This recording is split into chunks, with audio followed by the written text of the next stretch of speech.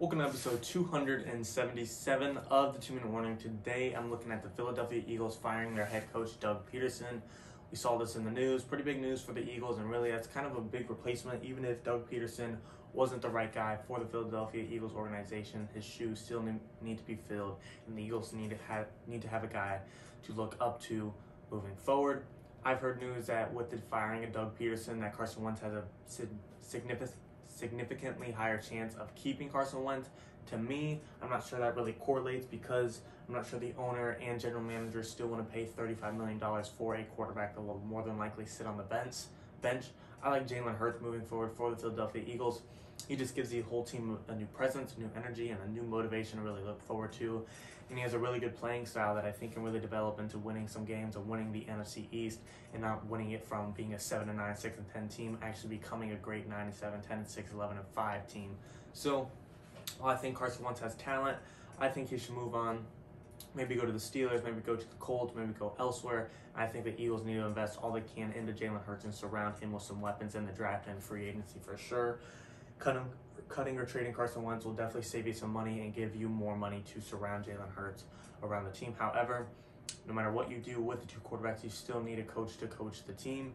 I like the move to fire Doug Pederson. I really didn't like what he did in Week 17 against the Washington football team. He kind of got caught lying in the press conference. We heard him say he was playing to win the game. However, he believed his third-string quarterback, Nate Sudfeld, deserved some snaps after being there for 4 years. While the dude might have deserved some snaps, if you're playing to win, no matter how long you've been there and how much you deserve, you don't put in the worst quarterback on your roster. So that's kind of a lie for him to say he's playing to win, yet threw in a third string. So really, he did get caught lying there. I'm not saying he cheated or was tanking or doing anything on purpose. His story definitely does not add up. And due to that fact, he also has a bad relationship with Carson Wentz and Jalen Hurts after benching him. He just doesn't have good chemistry with any of the quarterbacks on his roster at that point. So definitely want to remove him from the team, get rid of the bad energy, and bring in a new guy that can bring in a winning motivation. Yes, Doug Pederson has brought success to the Philadelphia Eagles, winning a Super Bowl with him clearly, but ever since then, they have slowly declined worse and worse every single year. So considering that, who could really fill his shoes? There's a lot of options. There's the offensive coordinator from the Bills, Brian Daboll, offensive coordinator from the Kansas City Chiefs, Eric Bieniemy, offensive coordinator from the Tennessee Titans, Arthur Smith. There's Bill Belichick, there's Urban Meyer, there's Jason Garrett. There's lots of options. To me, Urban Meyer's probably going to go to the Jags.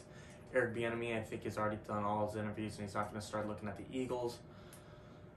Brian Daboll, I feel like he's going to head to a team ready to win now. Not that the Eagles aren't ready to win now, but I think Brian Daboll wants a team that can win, whether that be Deshaun Watson and the Texans, Los Angeles Chargers, or Justin Herbert. I don't think he's going to try and go through that rebuild of Philadelphia. To me, they're looking at an Arthur Smith from the Tennessee Titans, or possibly another college head coach looking to move up, or I never know, Bill O'Brien's moving around, Adam Gase is moving around, lots of options. I think Jason Garrett wouldn't be a bad signing, reasoning being he was a head coach of the Dallas Cowboys and he was a coordinator for the New York Giants. If he moved on to the Eagles, he'd know pretty much all the teams within the NFC East in and out, and would give the Philadelphia Eagles an edge when playing those division rivalries.